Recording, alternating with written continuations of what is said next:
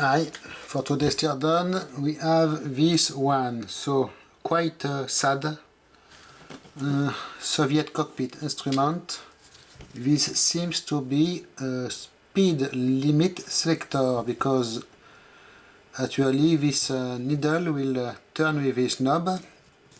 You have two air inlets like a regular anemometer, static and dynamic pressure, and you have an electrical output. So apparently you will set a limit and it will trigger a switch or something like this. You can see the cable here has been cut mostly for either to sell the cable or for display purpose. Sadly, it is not me.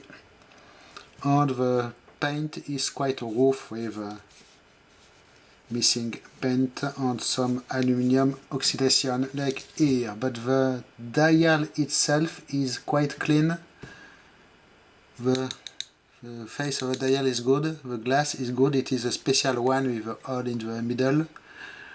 Sadly I tried to unscrew this ring here and it is completely stuck, and I did not find a tool good enough to fit in these two tiny slots. And there is also a recess in the glass on the edge here, you can see. So a very special one. You do not want to break this one, but luckily it will not be necessary to remove it for the teardown. So here we have the model number and here the serial number. Okay, so on the back,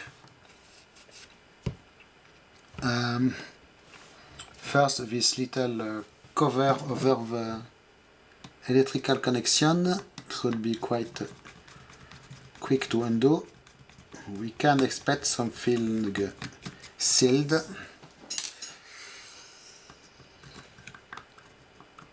Because it is an airtight instrument, obviously.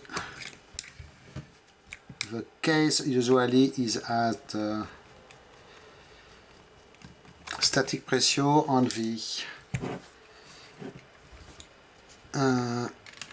sensing element will be at the dynamic pressure. So I will take, you will see. So let's undo this cover first. And yes, it is airtight glass pass-through with a ring here, probably a seal. Okay. And it looks like it was installed from the back, so I hope the wires inside will be long enough to allow undoing the contents without needing to cut the wires. So I guess I need to undo this one. I did loosen it previously. Yes, it is definitely secured by some pipe inside. So now I can undo the screws all around. So you can see pretty thick case here. Of course we have one screw with tamper-proof seal, regular metal cup like this that will be filled with wax on the stamp, but it is already removed.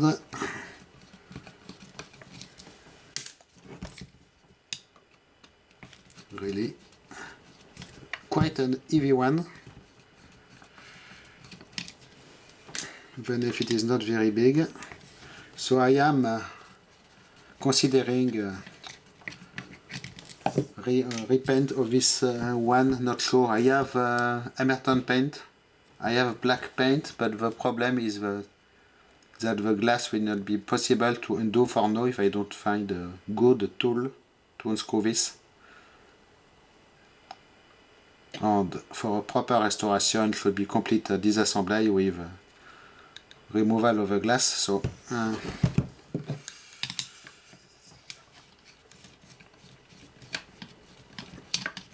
can try to cover the glass with tape and paint around, but not the best thing.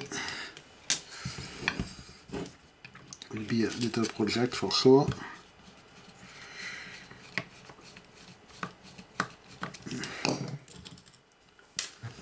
Okay, one more.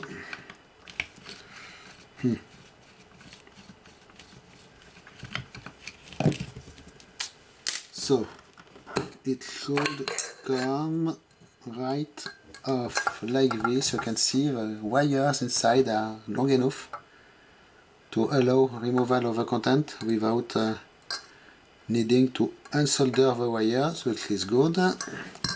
So what do we have?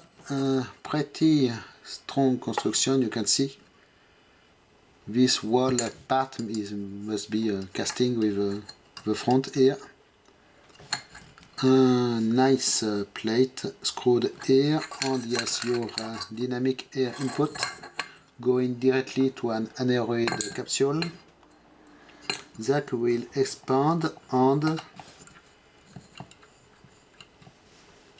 trigger a switch here that you will adjust by turning the button. You will adjust the distance between the two contacts, and it is how you will trigger your switch with a speed. Apart from that, they did add one capacitor and one resistor here, and it is all. You can see pretty serious airtight system here for the switch part. It is obviously yes, a screw. You can see here, just here it will screw in and it will push this metal rod, but here they did do something completely airtight with this big brass nut. Wow. Do I have any dead code I can read on the capacitor? Sadly, it is blocked by the resistor here. Let me try to loosen it a little bit.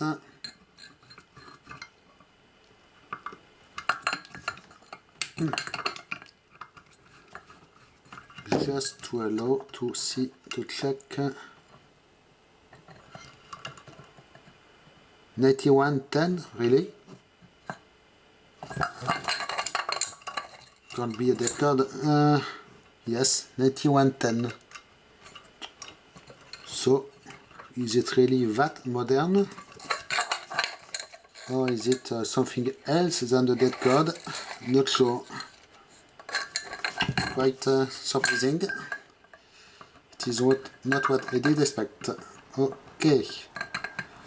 So let's reinstall this bracket. Let's see how it is made, really. Okay, interesting. And here we adjust the air inlet with a little pipe like this, and you can see a construction here. Nothing in the case except the other air input to the case directly. Okay, so quite well made little device for sure, quite strong, probably very reliable, but not sure about how precise it would be. I do not see any where you will do the adjustment, in fact, for this thing. Maybe it is by screwing in and out this part here. You can see this bellows is made with one side apparently rigid brass, on the other side most probably softer copper, and it is this side that will move a little bit. Or it is just the case and there is something else inside that will expand. Yes, maybe. Okay. So here it is for this one. I still did not decide what I will do about the paint. Cool to take it apart except for this thing. It is really annoying. I did try to make a tool, but really should need a U-shaped plate of steel, because it needs to be strong to stronger than the other metals. That with two little teeth that just barely fit in the slots here, and of course with a hole in the middle for this. So a metal plate with two little teeth on the cutout here. Put it in a vise and try to turn the instrument. So it is something I might consider trying to do. Anyways, it will be necessary if I want to unscrew this ring, remove the glass, and then be able to take everything apart correctly for the restoration. If not, I will just cover this glass with masking tape, but it is not the best way, in particular if I need to strip the paint first.